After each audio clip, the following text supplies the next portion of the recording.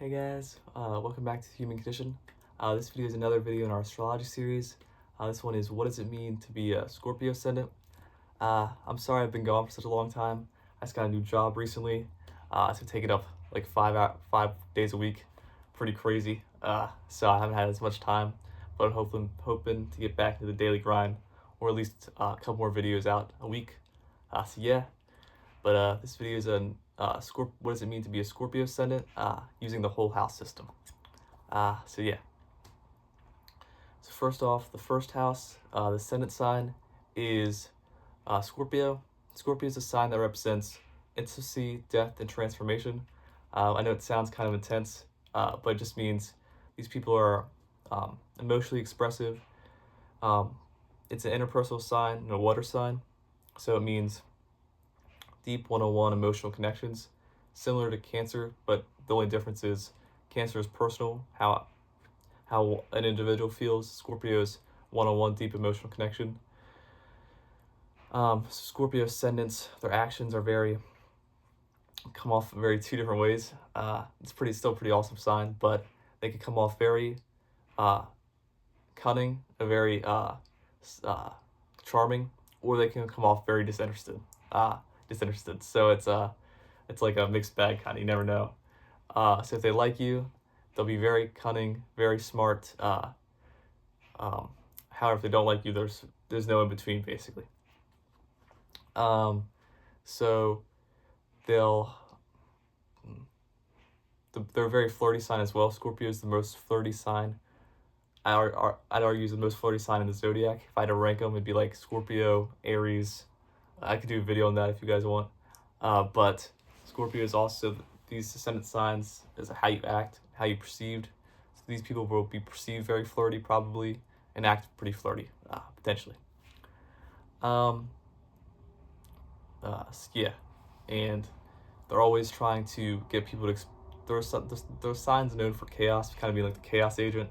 However, this is just because they want to make people express how they feel no matter what in any situation. But obviously feelings can be chaotic sometimes, not always. So that a lot of times they cause chaos, but not always, because they want people to express how they feel no matter what. So yeah. Second house is for Scorpio ascendants is love and money, finances, and friend groups. So this potentially suggests it being in Sagittarius suggests the sign of learning new things, traveling, and philosophy. They achieve a lot of their friends and friend groups and financial wealth potentially from traveling, or just from their unique mindsets since Sagittarius is in knowledge, so they might be very intelligent. This ascendant sign might be very intelligent, so get their finances through traveling or from their high levels of what they know. They might know a lot of information, so they might have a job that relies on this all the information or the philosophy they have. They might be like good philosophers, and they attract crowds and groups and their friend groups through this traveling or philosophical mindsets, and they might achieve finances and wealth through this avenue. Third house is communication, intellect, what they talk and think a lot about. For Scorpio ascendant, it is in Capricorn. So, for Scorpio ascendant, it's in Capricorn. So what they're talking and thinking a lot about is Capricorn's about reputation, hard work, career, future, and success. So usually what they're thinking about is if what they talk about will hurt their reputation, how it will help their career, and they talk a lot about their career and their future and success, and that's what they're thinking about a lot as well, potentially. The fourth house, which is past, home, and family, and emotions. And then Aquarius. Aquarius is a sign of society, being helpful, friendly, humanitarian, but it's also a sign of potentially lack of confidence.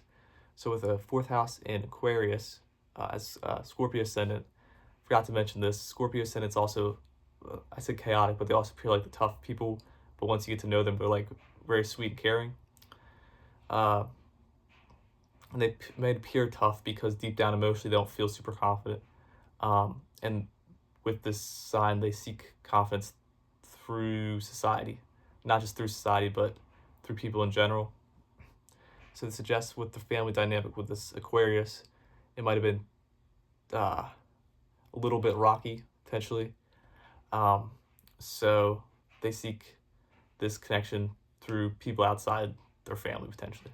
But not always. It's just what it suggests. Not always. They might have a close connection with their family.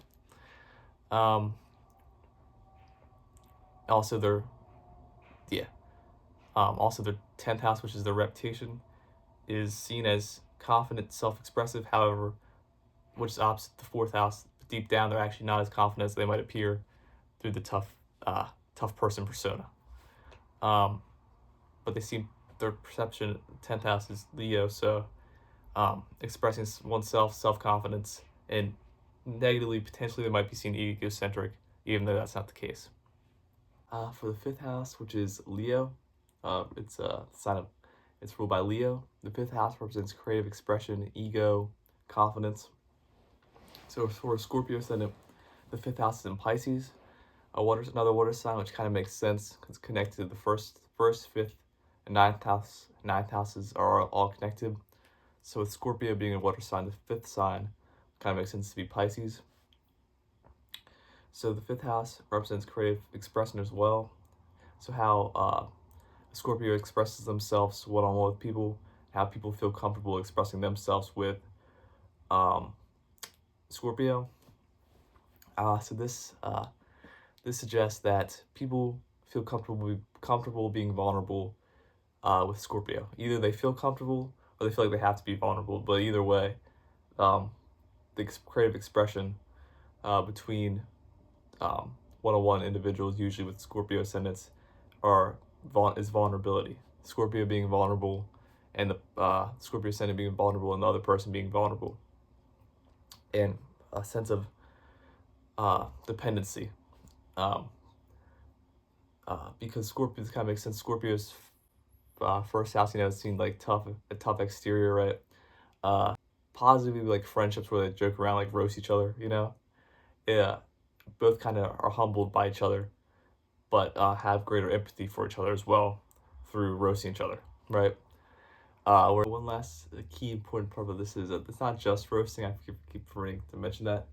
It's not just epic roasting with the friends. They actually might not roast a ton. The only time they roast is if they feel like someone is not expressing their emotions. Like I said earlier, like they want people to express emotions, deep emotions, no matter what. So if they feel like people aren't expressing their emotions, then they'll try to provoke their friends out of reaction out of their friends, because they want to see how they feel. If that makes sense. So they don't roast as much as I've made it sound. They only do that if they feel like they can't. They have to provoke someone, or they want to get someone to open up, basically. So the vulnerability part is not just from the roasting, but also because the first house is not just roasting, but also forming a deep emotional connection. So it's from the roasting, potentially, it creates the empathy, but also just the regular conversations, the deep emotional connection is the main source of the empathy.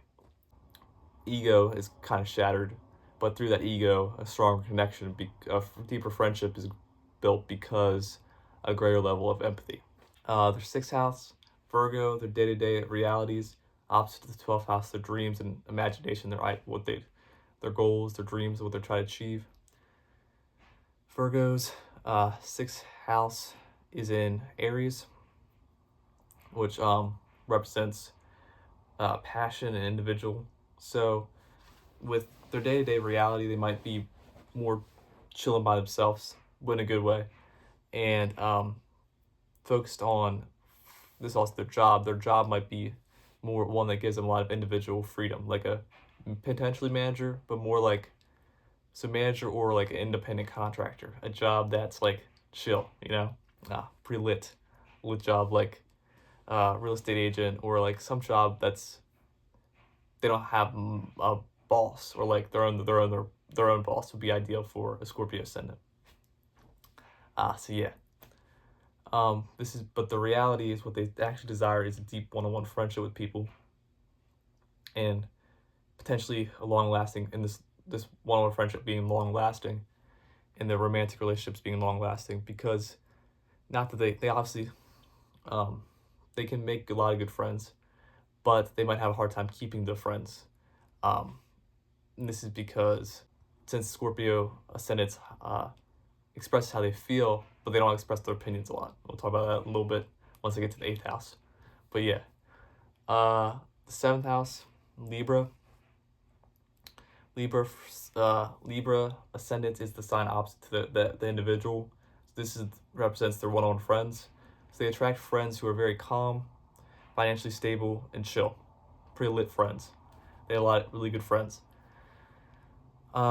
So their friendships, since they're so chaotic, not negatively, but sometimes chaotic, they attract people that are very calm and can calm down the situations. And with these friends, they're also they reveal a more chill, less tough exterior, but more of a chill, calm, sweet, caring dynamic with them. And their friends are also usually very calm, sweet, and caring. So also their one-on-one friendship is in friend group, because Taurus is friend group. So this can also contribute to why potentially they desire a deep one-on-one friendship, because they're always in a friend group, but they might not feel like they can connect with the one-on-one friends in that friend group. So yeah. 8th house, this is one of my favorite houses. This is each ascendant has a pros and cons. 8th house shows where room for growth is for each ascendant sign, which each ascendant sign's weakness is. For Scorpio, it's Gemini, which is communication intellect. And Scorpio is a sign of mystery, kind of mysterious. So they might have a hard time expressing their opinions and sharing them, even though they're good at expressing their feelings, but not always their opinions. What they feel, but not what they're thinking, usually. And when they do express what they're thinking, it's their job and career, not much about them, if that makes sense. Or they're thinking, or when they do express what they're thinking, it's usually to maintain or say something. They're always worried about maintaining a good reputation with what they say, kind of like how their 3rd house was in Capricorn, reputation. Cause it kind of ties together, because they're always worried about if they say something that will hurt their reputation potentially, or ruin their career. So they have a hard time expressing their opinions, but not how they feel. The 8th house. The 9th house is learning and traveling. This house suggests when ascendant signs why they travel and where they get a lot of their information from. So Scorpio's 9th house is in Cancer, which is past home and family.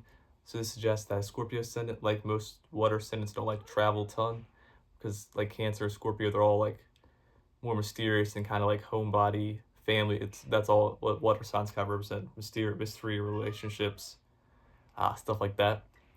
So with the 9th house in Cancer, when they do travel, it's probably with their family or based off how they feel. So if they don't feel like traveling, they're just like, I'm canceling plans. Or they get like a spontaneous feeling. They're like, I really want to travel. They kind of just like jump right to it, type of thing. Very based on how they feel, not like a sign like 9th house and Earth sign. It'd be very spontaneous rather than very planned or structured. Kind of how they travel.